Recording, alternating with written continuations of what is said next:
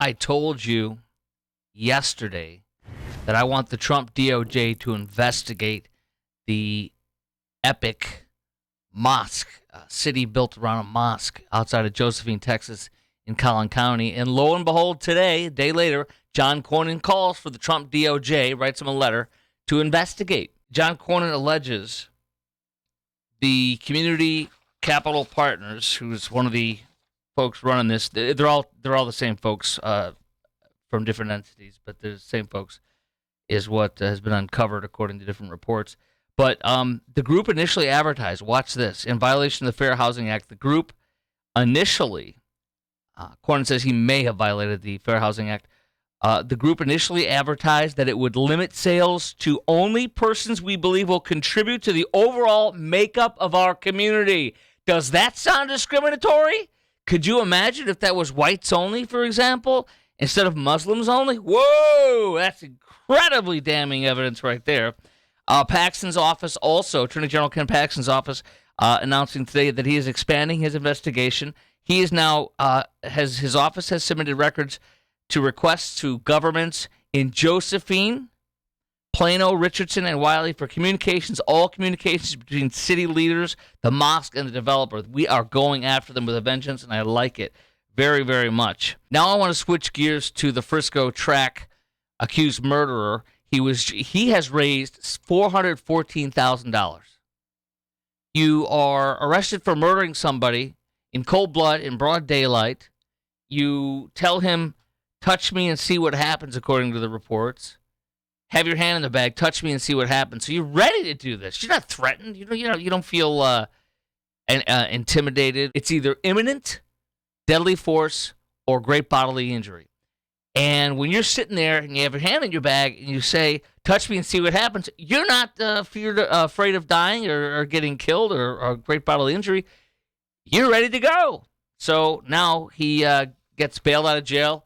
They didn't use the $414,000 reportedly. They said that they need that to hire security, to move. They claim there's death threats going at them. But look at this. They fired their race pimp attorneys, and they got the ultimate race pimp spaceship, the Next Generation Action Network. Remember that? Founded by the man whose baby mama don't want to get married and have children. No, have it out of wedlock and call yourself a reverend. His baby mama had that press conference, said he beat her. Remember that? He was also convicted of causing bodily injury to a child, a little black baby. So much for race pimping when it's you against your own child or your own, who's babysitting, or your own baby mama.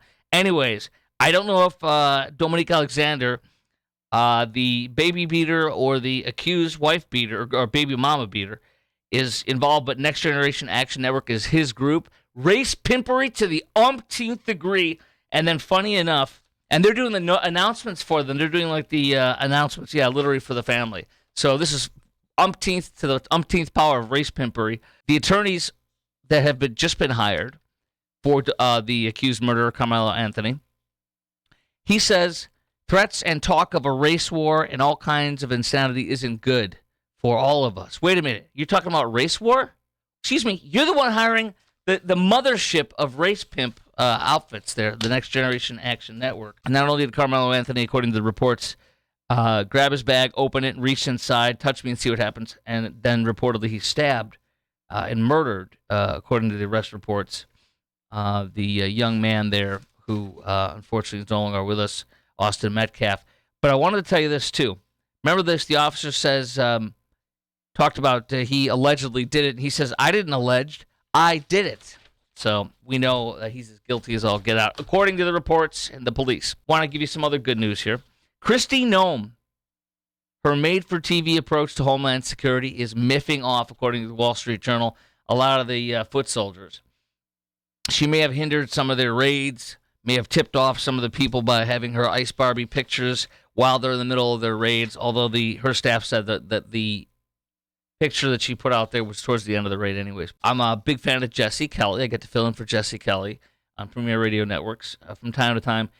He gave he posted publicly, I saw that he said, this is ridiculous. I support what they're doing, but her doing this is just a bunch of gimmickry.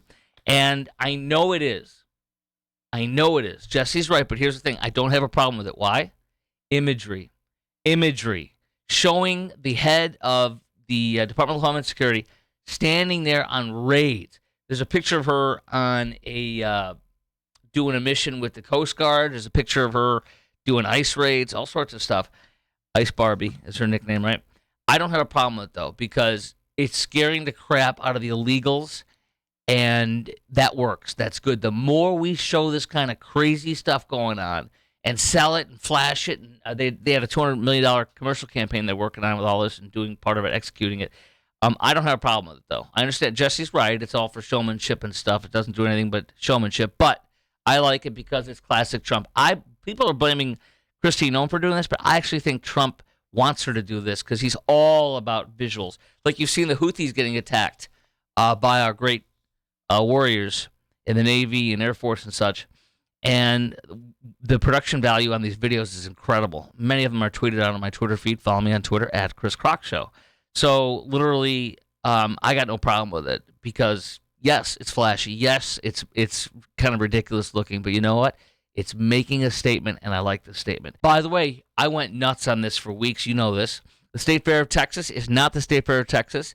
It's the State Fair of California because they took away our guns, even for lawful concealed carry holders like myself who've taken my gun there for years and years and years. And they had that Karen with a fake cowboy hat on walking around. They all have fake cowboy hats on. Here, get this cowboy hat. Put this cowboy hat on. You look like you're from Texas as you take away our gun rights. Well, since Ken Paxton tried to stop them by suing, and he didn't win that one, the Senate right now is poised to pass a bill that will force companies or entities that have a contract between government entities, any contractors, must allow licensed carry holders on such properties unless it's banned. So this will force the State Fair of Texas through legislation to allow us to carry our weapons at the State Fair of Texas because we're not the threat. State Fair of California, it is. And I hope they get forced to let us bring our guns on. Remember that the whole thing that caused that was a thug illegally bringing a weapon. He didn't have a permit. He didn't have any right to be on the premises with that gun when he shot up the food court. Thankfully, nobody was seriously injured or killed. By the way, I love today El Salvador's President Bukele saying, with the Supreme Court saying you need to send the MS-13 according to multiple court documents and multiple court cases member who's an illegal that was sent to the El Salvador notorious prison CCOT. You need to send him back. Today in the Oval Office, as you have seen, he said, how can I smuggle a terrorist into the United States? He's a terrorist. He's in my custody. He's from my country. By the way, the gang that he supposedly is afraid of with fear of reprisals, that gang no longer exists in El Salvador. It's over. Good night. Stephen Miller had a great impassioned defense of that. You know what? Speaking of great impassioned defenses and stuff like that, Governor Josh Shapiro really grabbed me when I heard him today defend his family and go nuts. And he said, we will continue to celebrate the Seder Passover tomorrow, and we will continue to worship our God and our Jewish customs and to partake of them every day right here. And I could not be happier for Governor Shapiro, and though he's a Democrat and a serious threat to this party, to our side, God bless him, and I'm glad he's doing okay. Woke alert. Kohl's has switched titles, but they're still the same people. Chief Diversity, Equity, Inclusion Officer is now Chief Inclusion and Belonging Officer. Same thing with Dollar Tree. They went from calling it Creating a Culture of Inclusion to Creating a Culture of Belonging. They're all saying the new words now. These are all the words. They still got DEI. Here's another one. At Disney, we want everybody to belong. Before it said our commitment to diversity, equity, and inclusion. You seeing all this? Seeing all this? Oh, yeah. Over and over and over again. There's more, too. You got, what else you got? So Dollar Store, Kohl's, etc. But there it is. They're changing the names, but it's all the same garbage, isn't it? All the same.